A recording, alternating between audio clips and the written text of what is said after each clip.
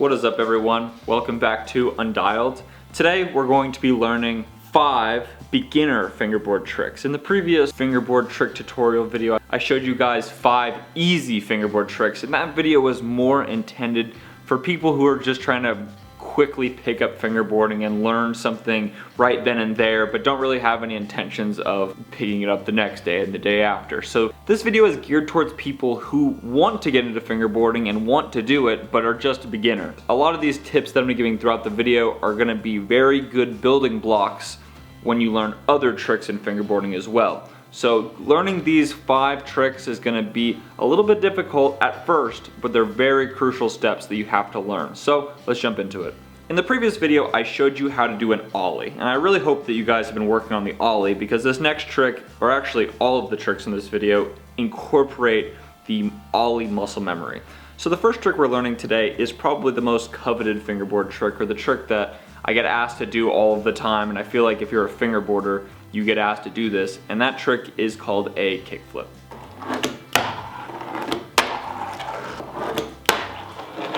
Alright guys, so we're gonna learn the kickflip right now. Basically, what you want to do is you want to put your fingers in ollie position, except when you pop the board, instead of sliding up, you want to slide out off the corner right here. If you've watched a lot of fingerboard tutorials, they basically say the same thing, but what I've found is if you pop and you slide both fingers, if you literally move your hand so both fingers kind of flick it off to the side, that just gives you even more energy to flip the board around, because instead of one flick you have technically 2 flicks. As you get better at this trick, you're gonna find that just your front finger really does all of the work, but it's really good to learn how to flick it with your back finger as well, because when you start learning switch tricks, you're gonna use that back finger to initially flip the board. So I found that to be a really good tip when you're doing kick flips, but let's talk about the trick a little bit more. So once you've popped it and you flicked it, the board is gonna come around and you're gonna watch it spin around. At first, it might spin really fast and be out of control, and sometimes it might just not even spin one bit. The important part is to realize when you do get a good flick about how much pressure you've actually applied to the board and made it spin around. That's a really key point of this trick, is getting the pressure and how much force you into the fingerboard, getting that consistent, because fingerboarding is such a tiny little thing. You can overdo it really easily, but you could also underdo it. So you have to really pay attention to how much energy and force you're putting into the board and how that manipulates the flip. I found that it's really important to have good fingerboard grip tape when you're doing kick flips. If you have skateboard grip tape on your fingerboard, it might make it a little bit more difficult, but this nice foam tape allows you to glide your fingers across the deck and not have your fingers be cut up or have it flick weird. I find sometimes when it's skateboard grip tape, the little tiles of grip tape could catch your finger weird on one try but not on the next try. So I'd recommend getting good fingerboard grip tape. That's about all I can say with the kickflip. Every single one of these tricks is just a ton of patience and a whole bunch of repetition, and you can't forget that. The next trick we're learning right now is the backside 180, and this trick right here is a really important trick because it is such a fundamental building block of other fingerboard tricks. And I'll explain that in just a moment, but let's learn how to do it first.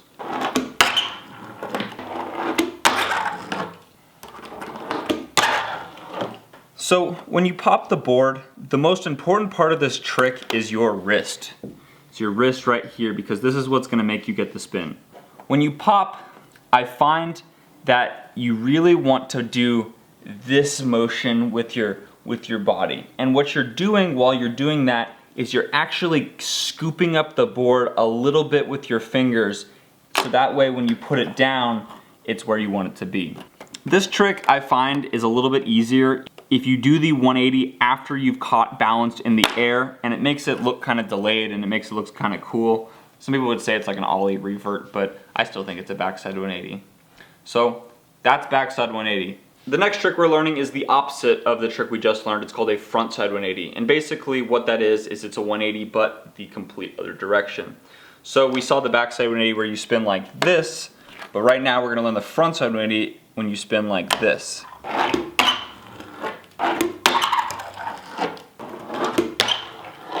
The frontside 180 is very similar to an ollie, except there's one crucial thing that you got to do differently. And basically, if you think about an ollie, when you pop and you come back down, on the way back down, you're really just putting pressure against the board, forcing it to go down and keeping your fingers on top of it, keeping control. So when you do the frontside 180, you want to pop it, and when you're about to go on your way down, you want to basically force the board into a 180. I feel like this trick is difficult when you're just doing an ollie in it because the board is literally with your fingers the entire time.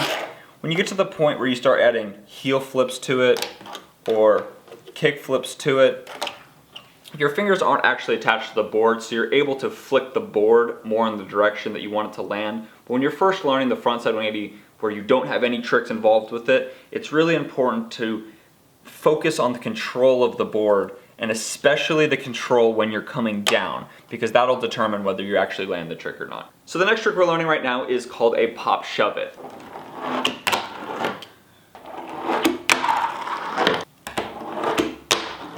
And I mentioned earlier on the backside 180 that the backside 180 is such a fundamental building block trick, and the reason that I say that is because the pop shove it is very similar to the backside 180. Here, let me show you. If you think about a backside 180 and you think about a pop shove it, the board is doing the exact same thing on both of the tricks. The only thing that changes is what your wrist is doing. So a good way to learn this trick is to literally do a backside 180, and right before you land, you basically revert your hand back to where it was. It's really important to have the backside 180 down when you're learning this trick because this will give you very controlled backside pop shove-its, and it's just a really, really fun trick to do and to learn. I don't really have much more to say about how to do this trick. I feel like when you learn the backside 180 good, you're just gonna kind of learn this trick with it. Practice the backside 180 and you'll learn this trick. So the last and final trick that I'm gonna teach you today is a tray flip. And I mentioned at the beginning of the video where I said the kickflip is a really iconic fingerboard trick, but I almost think that the tray flip is a more iconic fingerboard trick.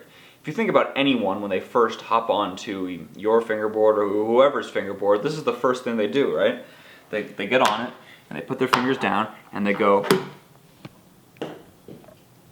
just like that. And if you look at that motion when they're flicking it around and it's violently spinning, it's doing tray flips. So now we're gonna learn the controlled version of that.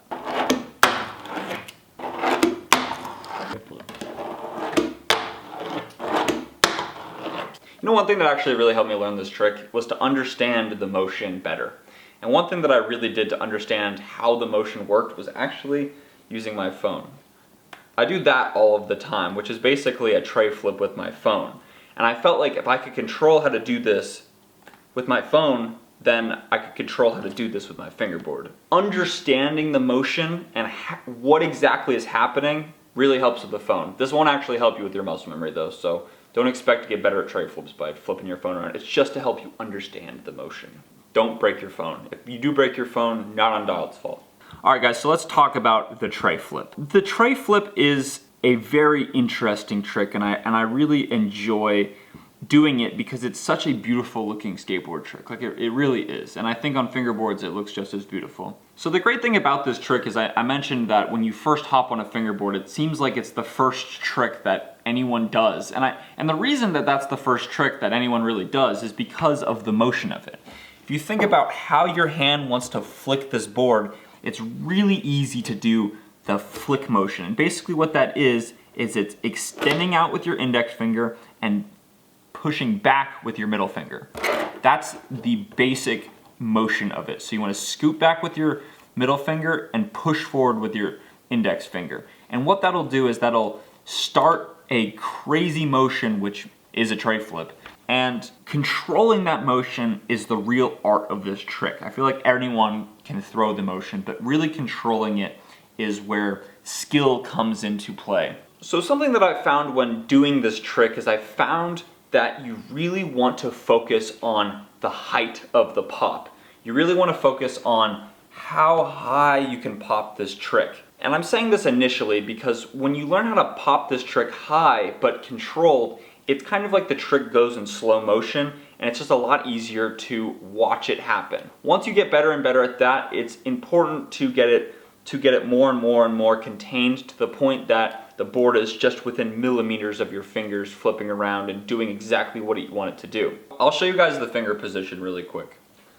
The finger position that I like to do is I like to keep my middle finger closer to the opposing back dip.